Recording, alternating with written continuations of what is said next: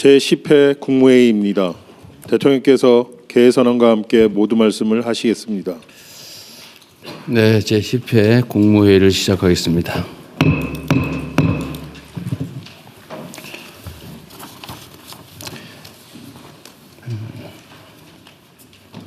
중동 상황으로 급등했던 기름값이 석유 최고 가격제 시행 후에 다소 안정되고 있습니다. 국민들께서 최고 가격제 시행 효과를 보다 충분히 체감하실 수 있도록 현장 점검 강화 등 가용 수단을 총동원해 주시기 바랍니다. 중동 상황이 당초 예상을 뛰어넘는 방향으로 확대되고 있습니다. 현재와 같은 양상이라면 잠시 진정됐던 석유 가격이 다시 불안정해지고 민생 전반에 가해질 충격도 커지게 될 것 같습니다. 이제는 상황 장기화를 전제로 최악의 시나리오까지 염두에 둔 대책을 마련해야 되겠습니다. 우선 UAE에서 추가 원유를 확보했던 것처럼 우리의 외교 역량과 자산을 총동원해서 안정적인 추가 대체 공급선 발굴에 총력을 기울여야 되겠습니다. 상황이 어려운 만큼 우리 국민 여러분의 이해와 동참도 필요합니다. 에너지 절약 노력의 범사회적 확산을 위해서 필요하면 자동차 5부제 또는 10부제 등 다각도의 수요 절감 대책을 조기에 수립해 주시기 바랍니다. 필요하다면 수출 통제도 검토하고 원자력 발전소의 가동을 늘린다든지 이런 비상 대책도 강구해야 되겠습니다. 약간 중기적 대책으로 화석연료 중심의 에너지 체계를 최대한 신속하게 재생에너지 중심으로 전환해 나가야 되겠습니다. 그리고 지금 상황이 계속 악화되면서 취약계층, 우리 서민들의 삶이 더 팍팍해지고 있습니다. 원래 위기 상황이 발생하면 또 위기 상황 속에서 이익을 보는 집단들도 있고 또 위기 상황을 악용해서 부당하게 이익을 취하는 경우도 있습니다. 그러나 대체적으로 많은 국민들은 더 어려움에 처하게 됩니다. 이런 점을 고려해서 취약계층 또 수출기업 지원 등을 위해서 전쟁 추경을 신속하게 편성해 주시기 바랍니다. 아침에도 보니까 정청래 대표께서 예산 심의도 사상 최고의 속도로 심의하겠다 이렇게 말씀해 주시던데 하여튼 국회도 최대한 빨리 심사하고 또 전쟁 예산이 전쟁 추경이 신속하게 집행될 수 있도록 다각도로 노력해 주시기 바랍니다. 어려운 시기지만 우리는 위기를 기회로 만들 충분한 역량이 있습니다. 정부는 어떤 상황에서도 우리 국민들의 삶이 흔들리지 않도록 모든 수단을 동원해서 선제적으로 또 기민하게 대처하겠습니다. 정부를 믿고 일상 속에서 최선을 다해 주시기를 부탁드립니다.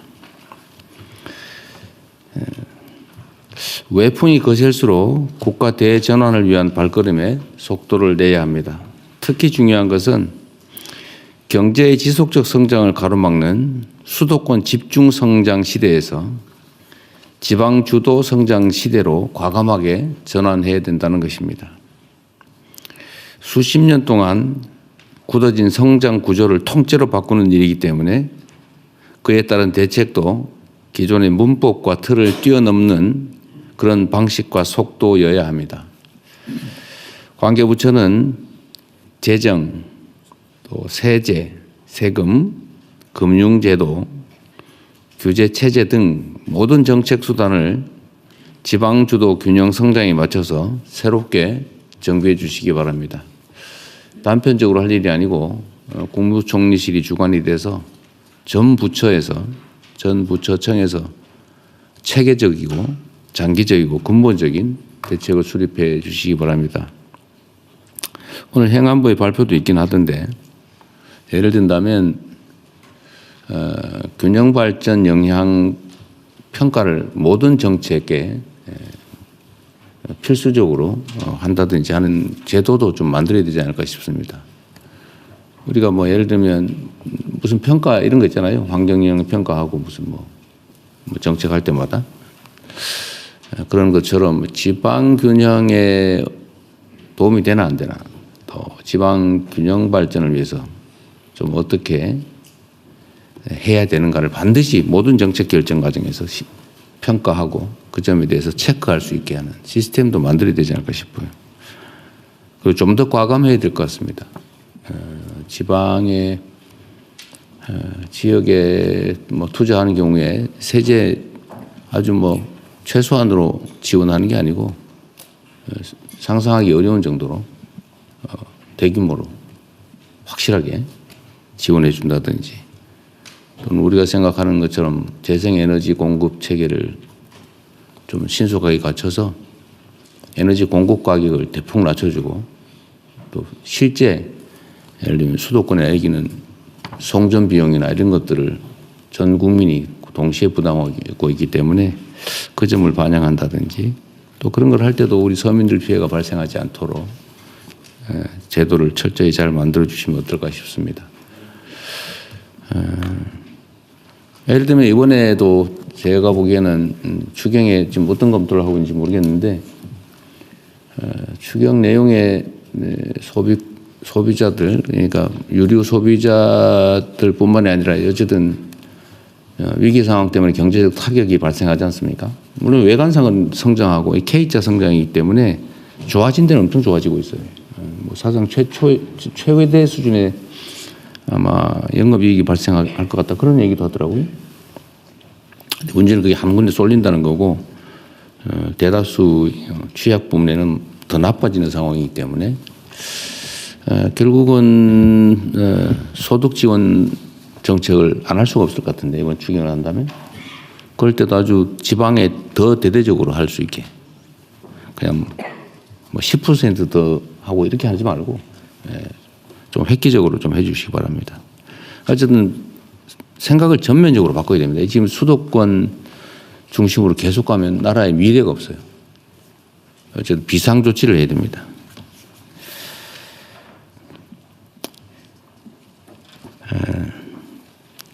지방을 우대하는 재정 사업을 계속 확대하고, 특히 예타, 그다음에 민간 투자 제도 역시 지방 우대 방식으로 획기적으로 전면 개편할 필요가 있습니다. 하여튼 전 부처 전 영역에서 총괄적으로 좀 제도 개편을 검토해 주시기 바랍니다.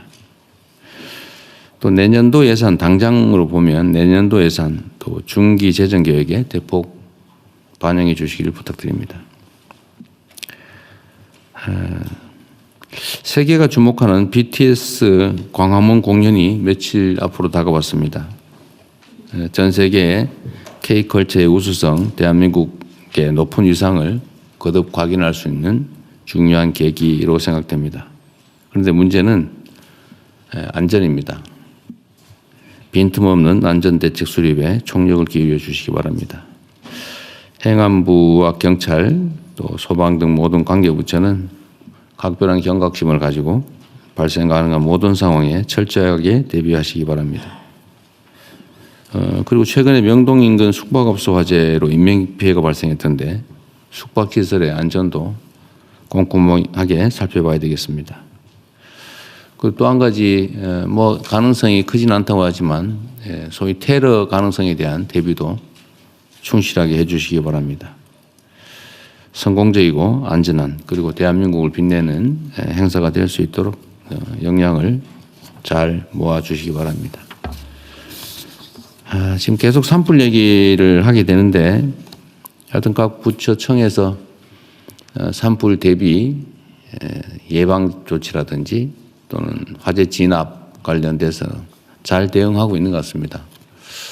어떻게 얼마 전까지는 정말 사상 최대 규모의 산불 발생이 있었는데 최근에 조금 줄어들고 있는 것 같아요.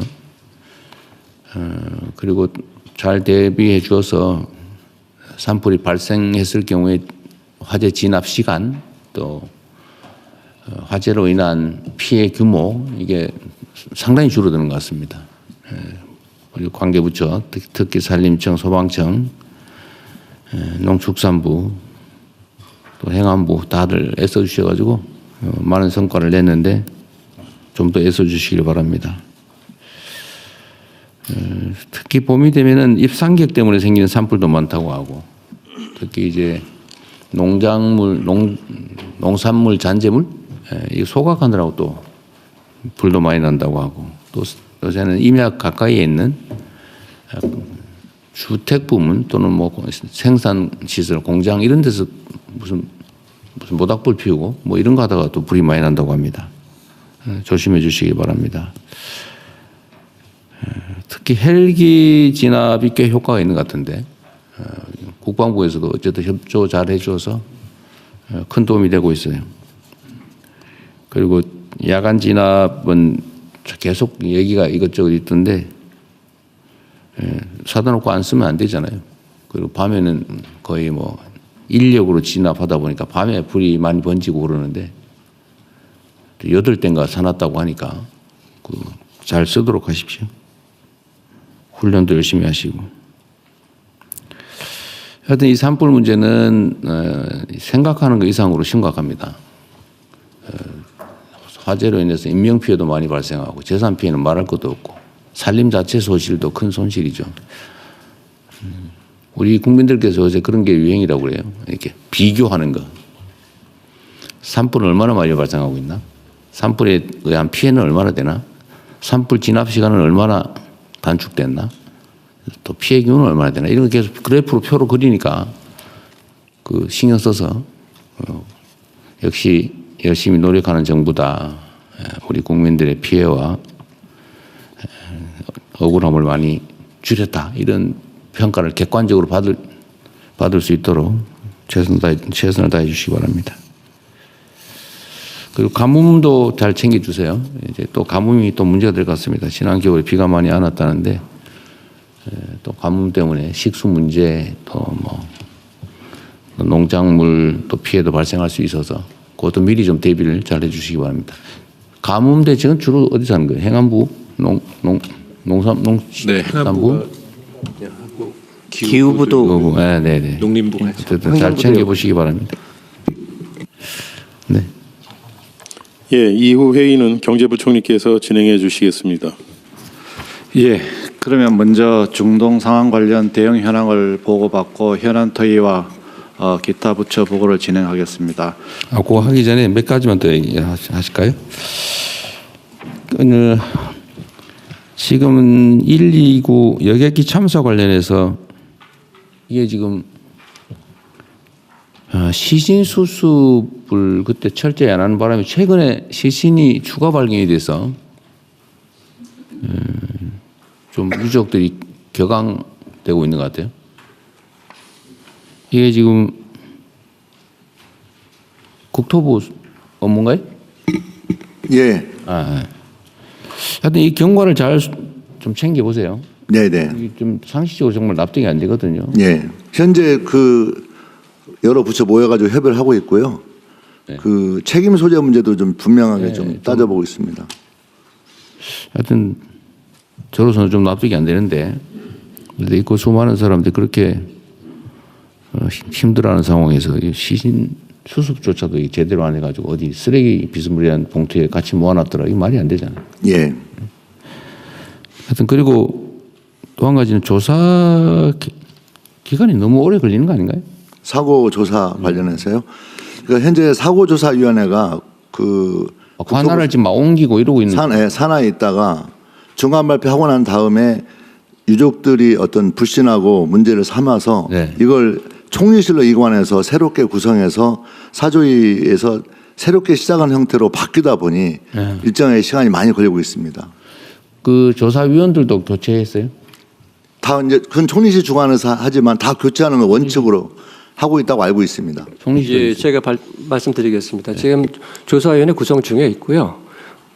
지난 며칠 전에 새로 구성하고 있어요? 예, 그렇습니다. 하여튼 이게 너무 늦어요. 이게 일반 행정도 다 제가 속도를 좀 내라고 얘기하지만 물론 조사라고 하는 게 그렇게 마음대로 되는 건 아닌데 그럼에도 불구하고 너무 늦어지는 것 같습니다. 하여튼 좀 속도를 내주시고요.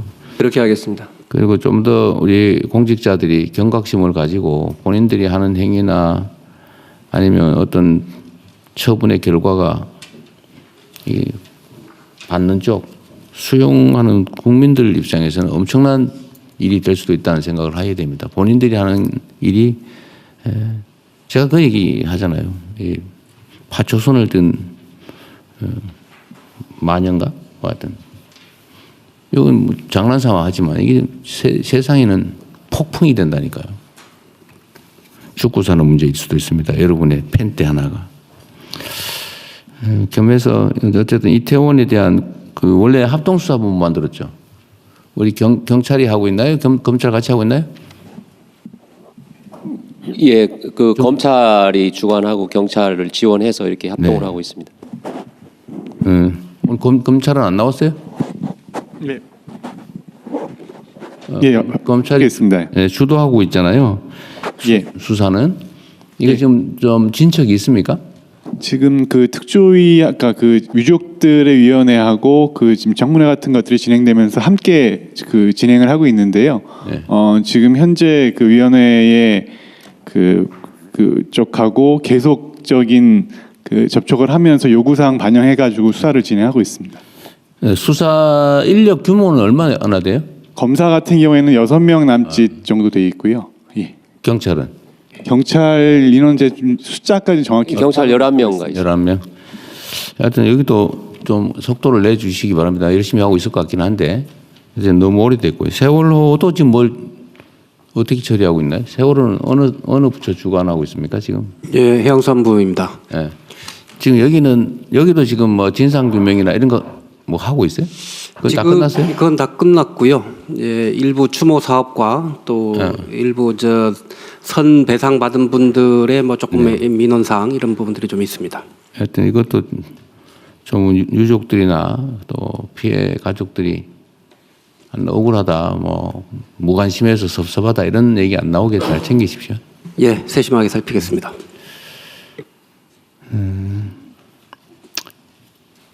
그리고 오늘 정청래 대표가 그 발표했어요? 검찰개혁 관련 예, 9시 발표를 했습니다. 발표했어요? 그러면 이제 다 된 거예요? 검찰개혁? 예, 상임위 과정에 남아 있고 법사위가 또 남아 있습니다. 이 과정에서 어쨌든 명확하게 얘기를 하면 검찰개혁이라고 하는 게 어쨌든 우리 국민들의 관심도 높고 또 국정과제 주요 과제 아닙니까? 근데 그 핵심은 수사와 기소를 분리한다. 중수청을 만들고 경찰의 역할을 확대해서 수사는 수사기관이 한다. 검찰은 수사하지 않는다. 어쨌든 관여의 소지도 최소화하고 어쨌든 최소화를 또 뭐라 그럴지도 모르겠다. 어쨌든 관여의 소지도 없애고 오해의 소지도 아예 없애고 이렇게 명확하게 하면 좋겠는데 이 과정에서 과정 관리가 조금 그런 것 같아요. 행안부나 법무부, 국무조정실 여기가 주로 아마 국회 쪽 특히 여당하고 소통을 한 것 같은데 이게 참 그런 게 있어요. 제가 수기하라고 했잖아요. 수기를 하라. 논의해서 결정을 하라는 거잖아요. 근데 이 수기를 하려면 일단 기본적으로 소통이 돼야 되고 뭐 소통의 기반이 왜 진지하게 토론이 돼야 되는데 나중에 보고 나면 나는 듣지도 못했다 뭐 이런 사람이 나타나기도 하고 아니 뭐 그냥 하라니까 했다 뭐 이런 식의 얘기를 하기도 하고 나중에 다 지금 뭐 책임도 안 지고 뭐 이런 일이 벌어지잖아요. 누구의 잘못이라고 내가 따지자는 건 아닙니다. 따진다는 건 아닌데 하여튼 터놓고 막 지겨울 정도로 얘기를 해야 되거든요. 이게 원래 어려운 사안들 같은 경우는 제가 가끔씩 쓰는 방법인데 얘기할 기회를 다 주고 어려운 의제일수록 끝날 때까지 계속 얘기를 하면 나중에 지쳐가지고요. 수용성이 높아져. 근데 그게 아니고 바쁘다고 그냥 억압하거나 아니면 막 제한하거나 이런 식으로 해놓으면 나중에 그게 다 이게 문제가 돼요. 좀 힘들더라도 특히 갈등 의제일수록 또 이해관계가 부딪히는 것일수록 정말로 진지하게 터놓고 진짜 수기를 해야 됩니다. 그래야 나중에 2중, 3중으로 일이 벌어지지 않아요. 이번에도 좀 그런 경향이 없지 않았던 것 같아요. 앞으로 하여튼 제가 얘기한 대로 일단 진짜 수기를 하려면 대전제는 진지하게 토론해야 되고 그 이전 단계로 진짜 소통이 돼야 됩니다. 신뢰가 있어야죠. 억지로 모아놓고 말도 못하는 분위기에서 뭐 시간만 때우면 그게 되겠어요? 물론 뭐 당정 관계라고 하는 게 그렇게 누가 우위에 있는 것도 아니긴 하지만 그래도 더 많이 노력해야 된다. 그 말씀 하나 드립니다. 지금 헌법 개정과 관련된 논의는 누가 담당해요? 어느 부처가 합니까? 아무도 저희 아마 국정과제는 저희가 담당하고 있기 때문에 국조실에서 아마 좀 국조실에서? 챙겨가야 될 거라고 생각하고 있습니다. 예. 이게 지금 이제 국회의장께서 합의되는 거 국민이 동의하는 쉬운 의제부터 순차적으로 개헌을 하자 지금 그렇게 말씀하셨지 않습니까? 제 기억으로도 예를 들면 5.18 정신을 헌법 전문에 넣는다. 이건 야당도 맨날 하던 얘기잖아요. 공약하기도 하고 5.18만 되면 가서 약속도 하고 막 수없이 했던 거란 말이에요. 국민들께서도 이거 반대하지는 않으실 것 같고. 또 지방 자치 강화. 또 하나가 이제 계엄 요건 강화. 이런 거였는데 이거는 다 국민들도 다 동의하고 야당도 뭐 반대하지 않을 것 같은데. 하여튼 이 문제에 대해서도 정부가 관심을 가지고 좀 진척이 될 수 있도록 노력해야 될 것 같습니다. 근데 국무총리실 소관은 아닌 것 같은데. 이거 법무부도 같이 검토해야 되는 거 아닌가요? 뭐 저희가 따로 준비하고 있지는 않습니다. 법제처에서 그동안에 그전에는 그 담당했었던 것으로 알고 있습니다. 근데 그러면 정부 차원에서 개헌에 대한 우리가 지금 뭘 주도해서 지금 할 단계는 아직 아닌 것 같지만 예, 그렇습니다. 할 수 있는 거는 하자. 예. 그래서 그 일리 있는 제안이어서 이것도 한번 정부 차원에서 공식 검토를 좀 하고 예, 기초자를 모으도록 입장도 하겠습니다. 좀 정리해 가면 좋겠어요. 법제처가 국무총리실하고 같이 얘기하든지 하셔가지고요. 그리고 이게 언제나 또 형평성 균형 이런 얘기하는데 제가 기억하기로는 지금 야당에서 5.18 정신을 헌법 전문에 넣으면서 부마 항쟁도 넣자 뭐 이런 주장을 했던 기억이 나거든요. 저는 그것도 한꺼번에 같이 하면 더 좋을 것 같아요. 부마 항쟁도 우리 매우 헌정사에 의미 있는 거기 때문에 뭐 같이 하면 형평성도 맞고 논란도 줄이어서 할 수 있지 않을까 싶습니다. 단계적 점진적인 개헌도 하나의 사례로 한번 해보면 좋을 것 같습니다. 그리고 요새 공정위 열일하고 계시대요. 잘하고 계십니다. 네. 네. 어쨌든 공정위 덕에 우리 국민들께서 물가가 내리기도 하네. 네. 이런 경험을 해서 요새 아주 놀라워한다고 합니다. 네. 그리고 국세청도 요새 아주 잘하고 계시고. 물가 TF도 새로 뭘 하나 발굴하고 있죠. 물가 TF는 어디서 하고 있어요? 예, 제가 해서 광주 장관들하고 대경에서 하고 있어요. 네. 하여튼 물가 TF도 추가 발굴하는 네네. 거는 잘하고 계신 것 같아요. 예. 어쨌든 여러 부처들이 어쨌든 크게 노력해가지고 하여튼 국민들께서 조금씩 진짜 체감되는 실제 이익이 되는 그런 변화를 느끼고 계십니다. 좀 더 분발해서 더 많은 결과들을 만들어내면 좋겠습니다. 우리가 하기에 따라서 정말 수백 수천만 사람들이 혜택을 입는 좋은 변화를 만들어낼 수 있다는 그런 사례들이 아닌가 싶습니다. 우리 공정거래위 고생하셨고 금융위원회도 성과를 많이 냈는데 저 이제 부동산을 어떻게 정할 건가 그 금융 부분이 매우 중요하죠. 네, 맞습니다. 세심하게 잘 찾아주시기 바랍니다. 네, 그렇게 하겠습니다. 네. 이게 대한민국의 부동산은 투기 투자의 대상이 돼버렸는데 전 국토가 거기에 가장 크게 영향을 미친 게 금융이에요. 남의 돈 빌려가지고 어제 남의 돈으로 방식은 다양하지만 남의 돈으로 사서 거기서 자산 증식을 한다. 이게 유행이 되다 보니까 그걸 안 하는 국민들은 손해 보는 느낌이 들게 생겼어요. 심지어. 근데 이번에는 반드시 이걸 어떻게든 잡아야 되기 때문에 그중에 제일 중요한 게 금융 부문이다. 그래서 국토부도 잘해야 되고 공급 정책도 잘해야 되고 제 경우에 세금 문제도. 근데 세금은 어쨌든 최대한 마지막 수단으로. 네, 그러나 분명한 거는 세금은 핵폭탄 같은 거죠. 전쟁으로 치면 함부로 쓰면 안 되는데 네. 그럼에도 불구하고 최후의 수단으로 쓰지 않을 최후의 수단으로 반드시 써서라도 해야 되면 써야 되는 거죠. 네, 네, 그 준비 잘 하십시오. 네. 네, 진행하시죠. 예, 그러면은 중동 상황 관련해서 외교부 차관님부터 보고해 주시기 바랍니다.